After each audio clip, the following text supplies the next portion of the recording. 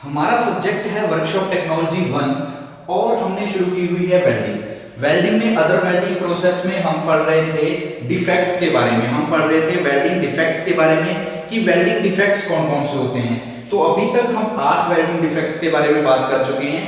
अब जो हम पढ़ने जा रहे हैं वो हमारा है नेक्स्ट डिफेक्ट्स यानी कि ओवरलैपिंग।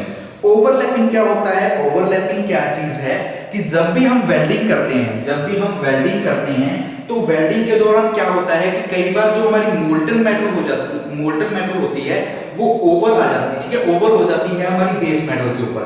यानी कि मान लीजिए ये हमारी क्या है, एक तरह से मेटल है, ठीक है, ये हमारी क्या है, एक तरह से मेटल है। यहाँ पे हम वेल्ड कर रहे हैं, लेकिन कई बार क्या होता है जो मोल्टन मेटल है वो ज्यादा ऊपर तक ओवर हो जाती है, यानी कि बाहर निकल आती है, जिसकी वजह से डिफेक्ट पैदा हो जाता है। उसको हम बोलते हैं ओवरलैपिंग। उसको हम क्या बोलते हैं? ओवरलैपिंग। हम क्या लिखेंगे? दिस डिफेक्ट अराइज, ठीक है, हम क्या लिखेंगे? This defect arise when molten metal from the electrode flow over, कि when molten metal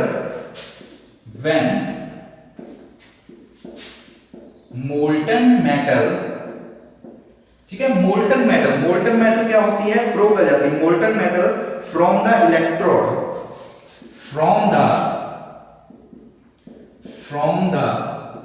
electrode flows over the base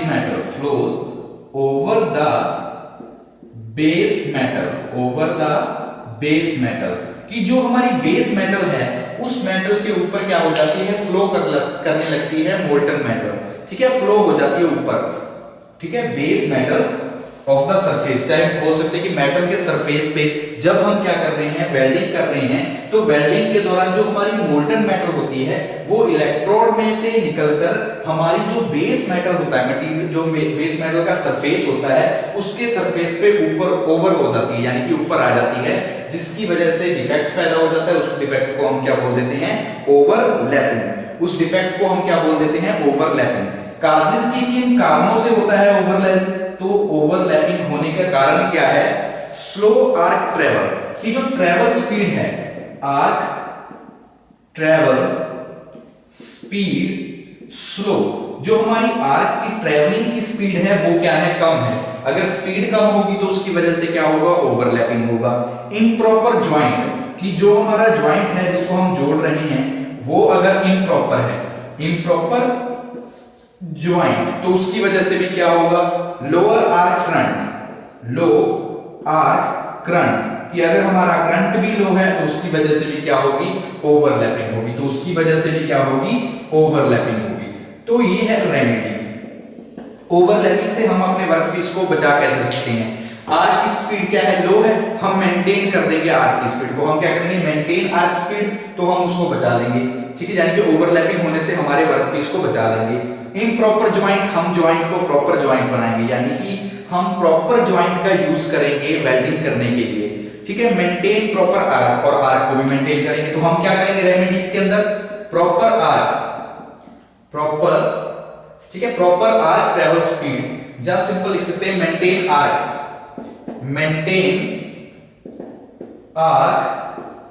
travel speed. हम स्पीड को मेंटेन करेंगे और हम क्या करेंगे? इम्प्रॉपर ज्वाइंट है, प्रॉपर ज्वाइंट, हम क्या करेंगे? प्रॉपर ज्वाइंट को यूज करेंगे, प्रॉपर ज्वाइंट यूज करेंगे। और क्या है? लो करंट है, तो हम क्या करेंगे? Maintain the arc current, maintain arc current, जो हमारा करंट है उसको भी हम क्या करेंगे? मेंटेन करेंगे। तो ये हमारी क्या आ जाएगी? रेमेडीज। तो एक बार फिर से देख लो, ओवरलैपिंग क्या होती है कि जब हमारी मोल्टन मेटल जो इलेक्ट्रोड से निकल रही है वो हमारी बेस मेटल के ऊपर जमा हो जाती है, यानी कि ओवर हो जाती है, फ्लो हो जाती है, ओवरफ्लो हो जाती है, तो हम उसको बोल देते हैं ओवरलैपिंग। कारण क्या है ओवरलैपिंग होने की? आर्क ट्रेवल स्पीड, कि अगर हमारी जो आर्क की ट्रेवलिंग स्पीड है वो कम है तो उसकी वजह से ओवरलैपिंग होगा। अगर हमारा जो ज्वाइंट, हम जिसको ज्वाइंट कर रहे हैं, दो पार्ट्स को आपस में जोड़ रहे हैं, अगर वो ज्वाइंट ही इम्प्रॉपर है तो ओवरलैपिंग होगी। लो आर्क करंट, कि अगर हमारा करंट कम है तो ओवरलैपिंग होगी। तो हम कैसे इसको रोक सकते हैं ओवरलैपिंग होने से हमारे वर्कपीस को? तो क्या करेंगे? मेंटेन आर्क ट्रेवल स्पीड, हम क्या करेंगे? आर्क की स्पीड को मेंटेन करेंगे प्रॉपर ज्वाइंट का यूज करेंगे और जो हमारा करंट है, आर्क करंट है, उस करंट को भी हम क्या करेंगे, मेंटेन करेंगे, उस करंट को भी हम क्या करेंगे, मेंटेन कर देंगे। अब हम बात करते हैं हमारे नेक्स्ट डिफेक्ट्स के बारे में, रैपिंग। ठीक है, नेक्स्ट डिफेक्ट,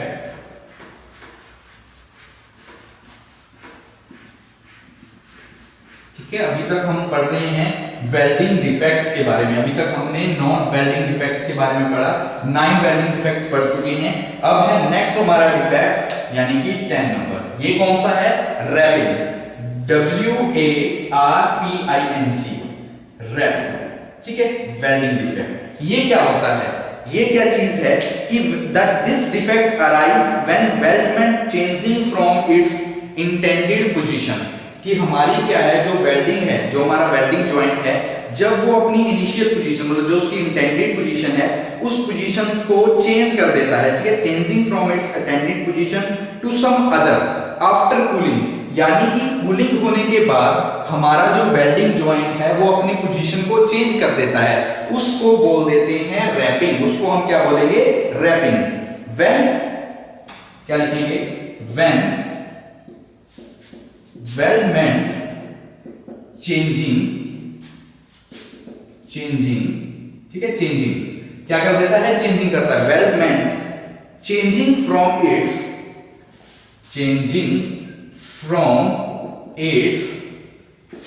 इंटेंडेड पोजीशन,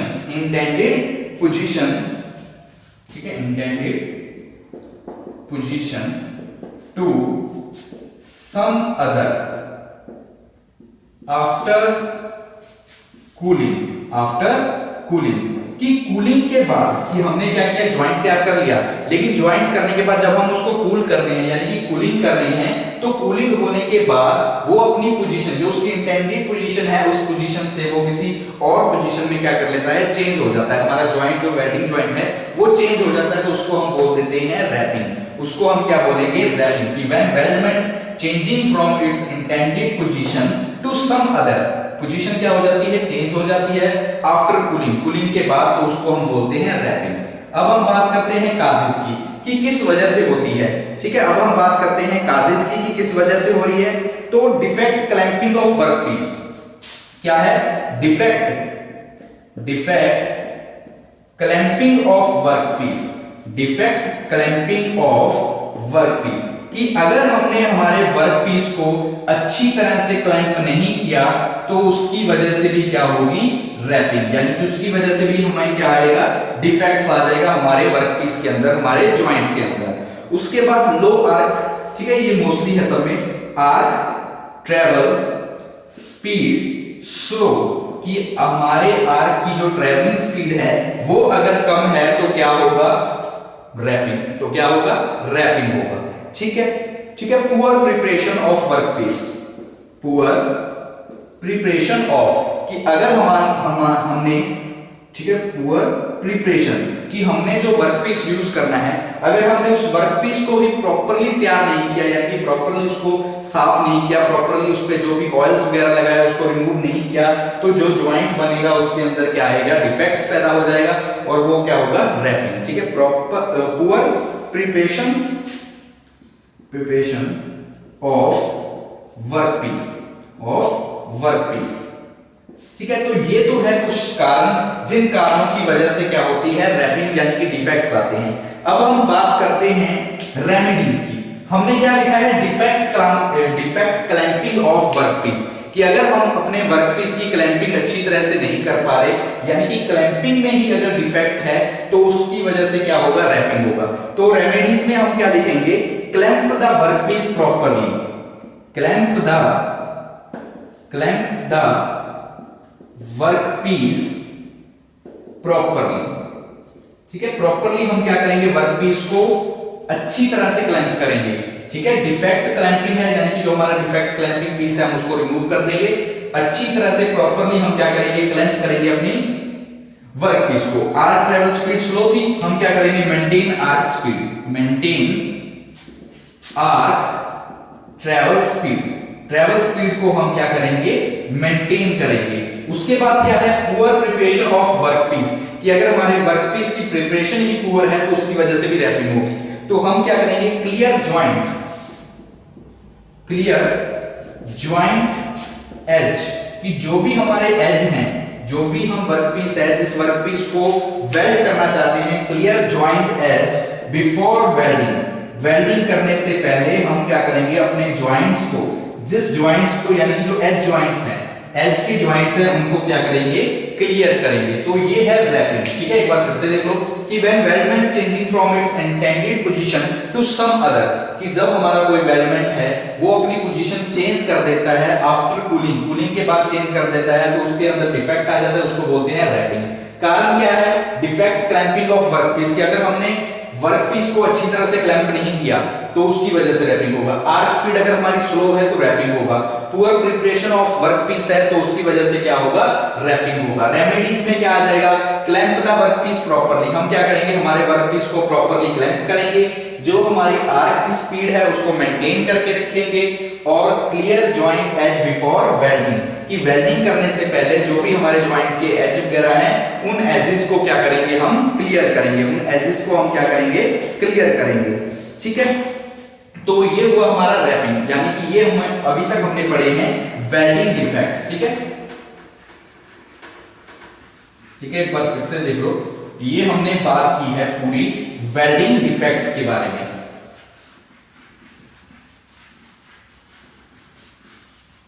ठीक है, ये हमने बात की है वेल्डिंग डिफेक्ट्स के बारे में, कि कौन कौन से वेल्डिंग डिफेक्ट्स हुए हैं अभी तक, हमने कौन कौन से वेल्डिंग डिफेक्ट्स पढ़े हैं। तो सबसे पहले हमने वेल्डिंग डिफेक्ट्स में बात की थी क्रैक्स के बारे में।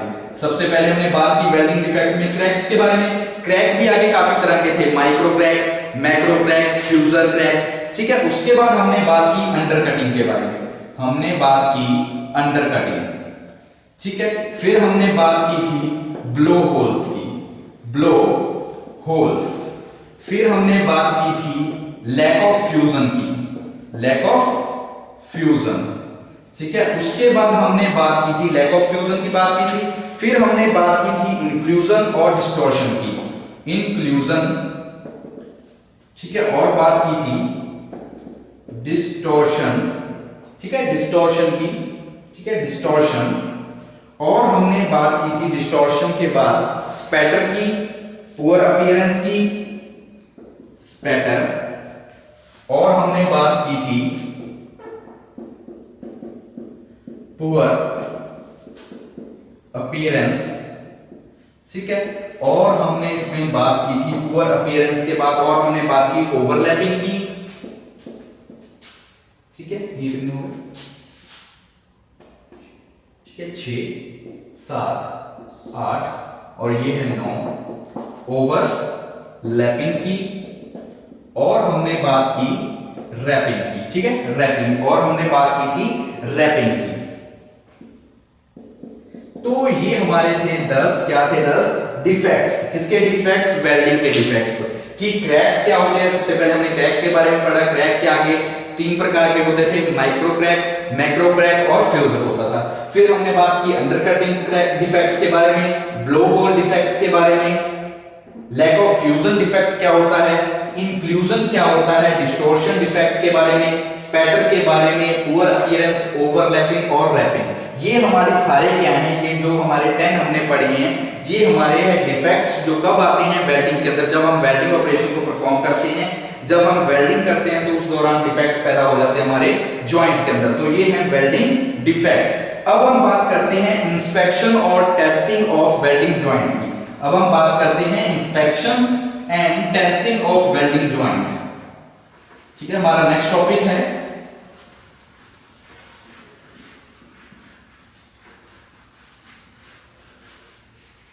ठीक है, नेक्स्ट हमारा टॉपिक है inspection and testing of welding joint. Inspection and testing of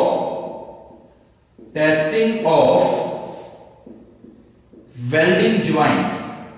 testing of welding joint, कि जो हमारे वेल्डिंग ज्वाइंट होते हैं उनकी हम टेस्टिंग और इंस्पेक्शन कैसे करते हैं। तो आप आपको पता होना चाहिए कि जो भी हमारा वेल्डिंग ज्वाइंट होता है, मतलब जब भी हम वेल्डिंग करते हैं तो वेल्डिंग करने से पहले, वेल्डिंग के दौरान और वेल्डिंग करने के बाद हम टोटल 3 बार हम प्रॉपर्ली इंस्पेक्शन करते हैं हमारे वर्कपीस की, हमारे वेल्डिंग ज्वाइंट की मतलब कि जब भी हमने वेल्डिंग करनी है, वेल्डिंग करने से पहले, वेल्डिंग करने के बीच में और वेल्डिंग करने के बाद हम प्रॉपर क्या करेंगे, इंस्पेक्शन करेंगे, टेस्टिंग करेंगे हमारी वेल्डिंग ज्वाइंट की। तो सबसे पहले हम बात करते हैं बिफोर, कि वेल्डिंग करने से पहले, ठीक है, बिफोर वेल्डिंग हम इंस्पेक्शन में क्या करेंगे, इंस्पेक्शन में सबसे पहले हम क्या करेंगे, यानी कि वेल्डिंग करने से पहले हमें क्या देखना होगा, the right type of material, equipment, electrodes are used. ठीक है, सबसे पहले हम क्या देखेंगे, मान लीजिए हम वेल्डिंग कर रहे हैं, तो वेल्डिंग करने से पहले हम क्या देखेंगे कि जो हम इक्विपमेंट यूज कर रहे हैं, जो हम मटेरियल यूज कर रहे हैं, जो हम इलेक्ट्रोड यूज कर रहे हैं, वो क्या होनी चाहिए, प्रॉपर होनी चाहिए, वो क्या होनी चाहिए, प्रॉपर होनी चाहिए। तो हम क्या देखेंगे, the right type of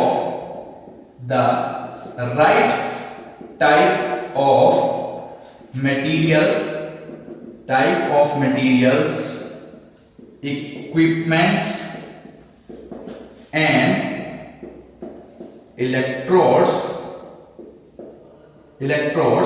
used, ठीक है, इलेक्ट्रोड्स यूज कि हमें क्या करना चाहिए, राइट टाइप ऑफ मटेरियल, ठीक है, बिल्कुल राइट होना चाहिए, प्रॉपर मटेरियल का, प्रॉपर इक्विपमेंट का और प्रॉपर इलेक्ट्रोड का यूज करना चाहिए बिफोर वेल्डिंग। जब हम वेल्डिंग करने से पहले हम ये चेक करेंगे, इंस्पेक्ट करेंगे कि हमारा मटेरियल ठीक है, इक्विपमेंट जो हम यूज कर रहे हैं वो प्रॉपर है, इलेक्ट्रोड जो हम यूज कर रहे हैं वेल्डिंग के लिए वो प्रॉपर है या नहीं। और हम क्या देखेंगे इसके अंदर, ठीक है, the electrode are properly stored and dry, कि जो हम इलेक्ट्रोड यूज कर रहे हैं वेल्डिंग के लिए वो हमारी प्रॉपर्ली स्टोर की हुई थी, वो ड्राई है, जब वेट तो नहीं है। हम चेक करेंगे कि हमारी जो इलेक्ट्रोड है वो स्टोर्ड और ड्राई है या नहीं, ठीक है, ड्राइड है या नहीं। इसके अलावा हम और क्या चेक करेंगे, द ऑपरेटर इज ट्रेन, जो ऑपरेटर हम यूज कर रहे हैं, यानी कि जो वर्कर वेल्डिंग कर रहा है, जो ऑपरेटर वेल्डिंग कर रहा है, ऑपरेशन को परफॉर्म कर रहा है, वो ट्रेन है या नहीं। स्किल्ड वर्कर, हम क्या देखेंगे, स्किल्ड वर्कर कि वर्कर स्किल्ड है या नहीं, ठीक है। और क्या देखेंगे, welding edge are properly prepared, हम देखेंगे वेल्डिंग एज को, welding edge are properly prepared कि जो हम वेल्डिंग एज कर रहे हैं, यानी जो हमारी एज है जिनको हमने वेल्ड करना है, वो एज प्रॉपर्ली प्रिपेयर्ड है या नहीं, ये चीज चेक करेंगे, ठीक है। जिग्स और फिक्सचर जो हम यूज कर रहे हैं वो प्रॉपर है या नहीं, ठीक है, जिग्स एंड फिक्सचर्स, ठीक है। तो ये कुछ चीजें हैं जो हम चेक करेंगे वेल्डिंग शुरू होने से पहले, मतलब जब भी हमने वेल्डिंग करनी है, वेल्डिंग से पहले ये कुछ चीजें हैं, इनकी हम इंस्पेक्शन करेंगे, यानी कि जो मटेरियल, इक्विपमेंट और इलेक्ट्रोड्स यूज कर रहे हैं वो यूज करने के लायक है या नहीं, ठीक है, कि सही है या नहीं। उसके बाद सेकंड पॉइंट की जो हम इलेक्ट्रोड यूज कर रहे हैं वेल्डिंग के दौरान वो अच्छी तरह से स्टोर की गई थी या नहीं, वो सूखी हुई है या नहीं, तो ये चीज चेक करेंगे। थर्ड पॉइंट में हम बात करेंगे स्किल्ड वर्कर, कि हमने वेल्डिंग के लिए जो वर्कर यूज किया है, जो वर्कर काम कर रहा है, जब वेल्डिंग करने के लिए जो ऑपरेटर काम कर रहा है वो स्किल्ड है या नहीं, उसको प्रॉपर वर्किंग करनी आती है या नहीं, वेल्डिंग करनी आती है या नहीं। फोर्थ पॉइंट में हम चेक करेंगे welding edge are properly prepared, कि वेल्डिंग करने से पहले जिस एजेस को हम वेल्ड करना चाहते हैं वो एज प्रॉपर्ली प्रिपेयर हो चुके हैं या नहीं, उनके ऊपर किसी प्रकार की रस्ट, डस्ट या फिर कोई भी ऑयल वगैरह नहीं होना चाहिए। नेक्स्ट पॉइंट बात करेंगे जो भी हमारे जिग्स एंड फिक्सचर है वो प्रॉपर्ली प्रिपेयर हैं, मतलब प्रॉपर्ली चेक किए हुए हैं, अच्छी तरह से होल्ड कर पाएंगे वर्कपीस को या नहीं। तो ये सारे इंस्पेक्शन करते हैं हम बिफोर वेल्डिंग, वेल्डिंग से पहले हम करते हैं ये इंस्पेक्शन, ठीक है। अब हम बात करते हैं वेल्डिंग के बाद, आफ्टर वेल्ड या ड्यूरिंग वेल्डिंग, कि वेल्डिंग के दौरान, ठीक है। ये हमारी थी जो हमने पॉइंट लिखे हैं, ये है बिफोर वेल्डिंग, वेल्डिंग करने से पहले जो हम इंस्पेक्शन करते हैं। अब हम बात करते हैं वेल्डिंग के दौरान जो हम इंस्पेक्शन करेंगे,